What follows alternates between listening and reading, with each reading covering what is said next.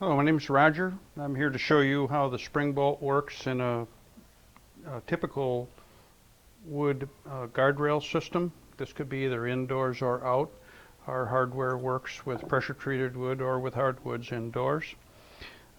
First off, all of our spring bolts operate off of the mechanics of attaching a spring in the bottom of two holes that you drill in your joint, and you twist the joint together, and what happens is one spring threads inside the other as you twist the joint together, and once the two surfaces of the joint come in contact with each other, each successive turn that you put on a joint after that only increases the pulling power or the clamping power of the joint. Now that's true with all of the different sizes and applications that we have. I'm going to start off by showing you our rail to post attachment. After you have drilled a 1-inch hole 1 inch deep for our post attachment hardware, you screw a spring and attach it to the bottom of the hole in the post, and you do the same thing on your rail, 1-inch hole 1 inch deep, and screw the spring to the base of the hole. After that, you insert a guide pin into either spring. You use that to align the two springs, and it also helps in the event of shear on the joint. However, you have two heavy gauge stainless steel springs that are also in shear, and this joint simply will not fail. It's passed commercial and residential load tests. After you align them, you simply give the joint one turn. You can give it two turns if you like, but there's one turn, and one turn is really all you need. You've made your joint at that point. It kind of seems almost unbelievable that it's over with, but there it is. It's over with. That joint's over with. Once you attach a spring to the bottom of both holes, you twist it one turn, it's done. Now you can move it 1/4 of an inch in all directions to align it on the, center it on the post if that's what it takes. Also, you can put epoxy on the springs. You can butter up the springs a little bit with epoxy. I recommend a slow set epoxy, which we also sell. And a couple hours down the road, that'll lock up and it'll absolutely never move. Now, that's your rail to post attachment. I'll show you the next spring bolt kit that we have, and it's our post deck kit. All of our kits come bagged with a full set of instructions on the back. However, if you'd like, you can get online. We have a good FAQ tab there which should answer all your questions, and if not, you can call technical support, in which case you'll probably get me, and I'll be glad to help you with any questions you might have. For our post to deck attachment, it operates off the same principle. You're going to make sure you have blocking in your substructure, which is true with any hardware that you have nowadays. The building department is going to require a strong attachment. In order to do that, you got to have blocking in your deck. After you've drilled your hole, it's a 1 3/8 hole, 3 3/8 deep. You attach the spring to the base of that hole, and you do the same thing to the bottom of your post. Drill a 1 3/8 hole, 3 3/8 deep, screw a spring to the base of the hole. After you've done that, most people or some people like to put it together dry just to check themselves. You can insert the metal pin, which is your main structural member in this case. It can be used for alignment, so that you can slip the post over the pin and twist the two together. Now one spring, again, is threading inside the other spring at this point. Now, you give it 3 turns, which is all you need. At 3 turns, you're going to have enough pressure, enough pull, clamping power on that's going to hold the post down tight to the deck. If somebody happens to come up to the post and bump it, the spring's simply going to pull it back down, and it'll carry on with the curing process. Now, you can put this together dry, as I said, and I'll show you how easy it is to pull it apart later, which kind of takes the scare factor out of it. Putting the whole system together is the fact that it goes together quick. It comes together quick, so you can put it together dry. You won't do that with any other hardware. Any other hardware, once you put it together, you don't ever want to have to take it apart, because it takes too long to put it together and to take it apart. So with this spring bolt hardware, all of our joints come apart in a matter of seconds, which you'll see. Okay, now you've got your post attached to your deck. You can, at this point, it's dry attachment.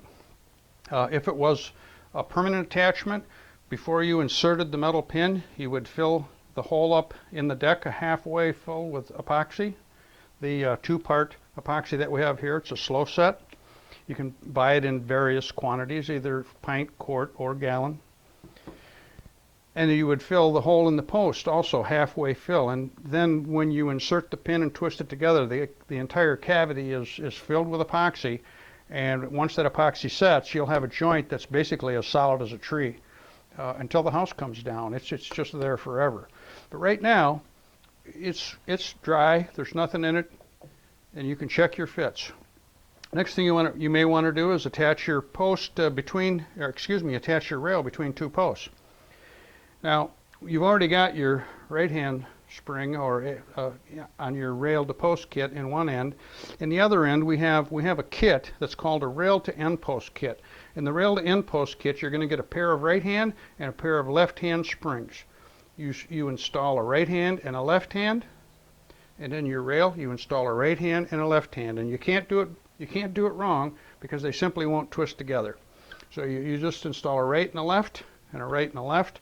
You want to make sure that your tails of your spring are at 12 o'clock high in this case, and you'll understand why once you've used the product just one time. You want it all to thread together at the same time. Now, after you've installed your springs in the posts and in both ends of the rail, insert your guide pin. You line up the spring with the spring on this end. You're able to push the post apart. Even after an hour or so after you've set this post, you're going to be able to push that post apart because it's a slow set epoxy. At that point, you give it a twist. Now you give it one full twist, and at that point, this joint is made. Both joints are made just that quick. No plugs, no staples, no nails, nothing to putty. It's just a very clean joint. All right, now you've got your posts in, your post down, your rail in, it's dry. Next thing we do, whenever we make a gooseneck, we'll take a 90-degree fitting. We usually like to have 1.25 inches to 1.5 inches right here, clearance from the post. You can get by with less, but 1.25 inches to 1.5 inches kind of seems to work pretty good. We take two 3-inch screws. You can use drywall screws, but a 3-inch screw, number 8 screw will work. Countersink it and drill it into the post. After that's attached to the post, you can drill, or you can pre-drill before attaching this for a spring bolt, and which we've already done here. And that's drilled 3/4 inch to 7/8 inch up from the short point. 1.25 inch hole, 5/8 diameter paddle bit. As is with all of our spring bolts, it's installed with two tools. It's a paddle bit and it's a driver. That's it. Doesn't matter if it's a post bolt, if it's a rail to post, or if it's a rail connector, as I'm now getting ready to show you how that works. It's always just two tools is all it takes. Now you've drilled your 5/8 hole, 1.25 inch deep in your 90-degree joint, 7/8 inch, 3/4 inch up from your short point, and attach the spring to the bottom of both holes. You do the same thing with your up-easings, your goosenecks, quarter turns, whatever the case may be. You take a wafer cut of your rail, mark your center point on where you want to drill your hole, and you take your wafer cut, you mark it, you take your wafer cut off on the other side of the joint, you mark that and drill that for a 5/8 hole, 1.25 inch deep. Now we like to keep the hardware up in the high of center, and this way if you're going to, for any reason, drill a baluster on a joint, you're not going to hit the hardware. And that's another plus of this system. You can drill for a baluster right on a joint and you're not going to hit the hardware. Okay, so now we've got an up-easing. We attach it to our 90-degree. Now with this is our rail connector, and our rail connector, which is item 10 on our website. You give this 3 or 4 turns, and it's got an 1/8 of an inch movement in all directions, so that you can get the best profile alignment that's possible. You can do that with this hardware. Now, that's going to cut down on your sanding time, and now you've got a joint, no plugs, no putty, no nail holes. And you're going to do the same thing now when you make this joint. You have a 90-degree joint. Now, you can do this dry. If it makes you feel good, check, and it's a pretty good idea to do that. Make sure you feel comfortable with the way everything's fitting together. Now there you are. 3 turns. You can move this 1/8 of an inch in all directions. And if you can just take a minute, I don't know how good you can see this on the camera, but there are no staples, no nails, no plugs. It's absolutely clean. There is not a better looking system than what you're looking at right now. I don't care who does your job. Now, at this point, if you'd like everything, you can disassemble it. Now that you feel comfortable with it, that was like 3 seconds. Here's another something like 3 seconds. And here's another, now that might have been 6 seconds. And you've basically got your system apart. Another maybe 10 or 15 seconds with this to pull it apart, dry. And now you're going to put your epoxy in. You're going to put your epoxy in, put your pin in, put it back together, twist your post down. After you've checked everything, you like it. I just took this entire system apart and put it back together in a what I would call a relatively short period of time compared to anything else that you're used to dealing with. Right there, we've got this system back together. All right, now I'm going to go ahead and put my gooseneck back in.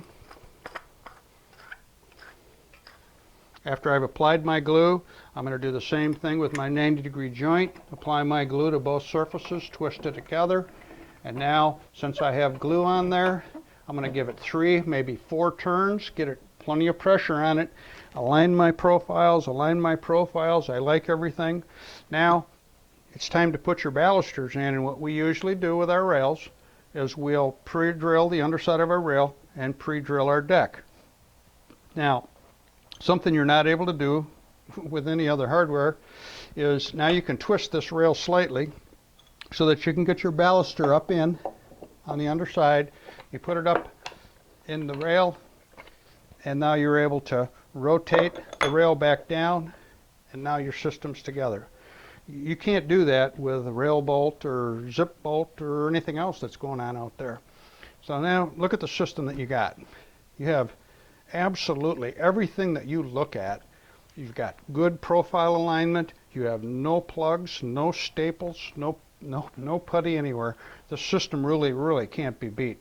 And once you get some of this in your shop or get it at your home and give it a try, you'll see that what I'm saying and what you see here is really the way it is. I hope you get on our website or go to one of your local stores, and more of them are carrying our products nowadays, and give it a try. And once you do, I think you'll be real satisfied with the end result, and the money you spent will be well worth your while. Thank you.